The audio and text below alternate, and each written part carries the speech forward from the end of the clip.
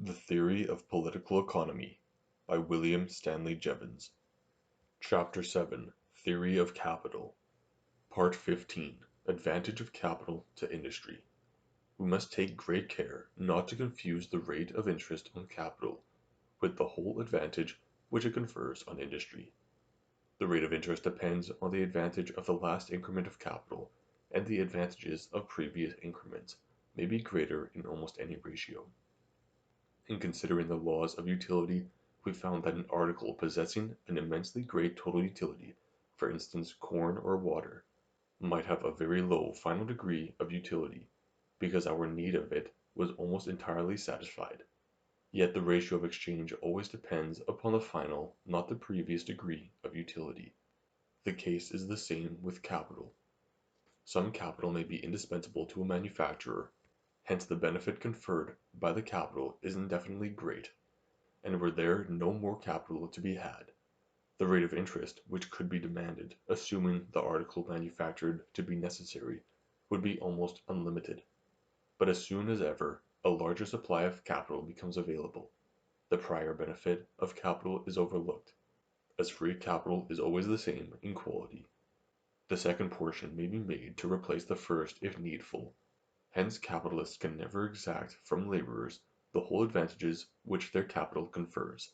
They can exact only a rate determined by the advantage of the last increment. A lender of capital cannot say to a borrower who wants £3,000, I know that £1,000 is indispensable to your business, and therefore will charge you 100% interest upon it. For the second £1,000, which is less necessary, I will charge you 20%, and as upon the third £1,000 you can only earn the common profit, I will ask 5%.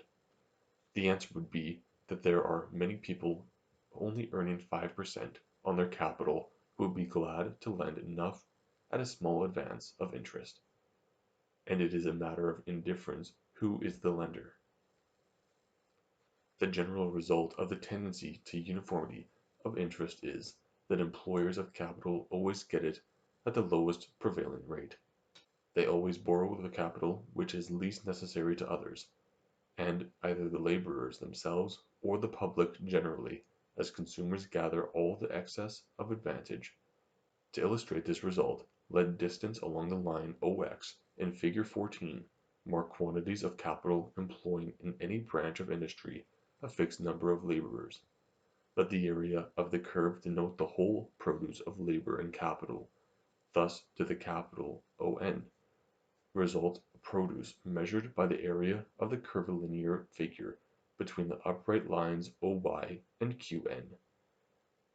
But the amount of increased produce which would be due to an increment of capital would be measured by the line QN, so that this will represent F't.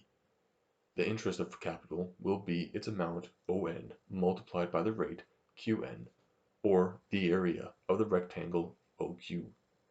The remainder of the produce PQRY will belong to the laborer. But had less capital been available, say not more than OM, its rate of interest would have been measured by PM, the amount of interest by the rectangle OP, while the laborer must have remained contented with the smaller share PSY. I will not say that the above diagram represents with strict accuracy the relations of capital, produce, wages, rate of interest, and amount of interest, but it may serve roughly to illustrate their relations. I see no way of representing exactly the theory of capital in the form of a diagram.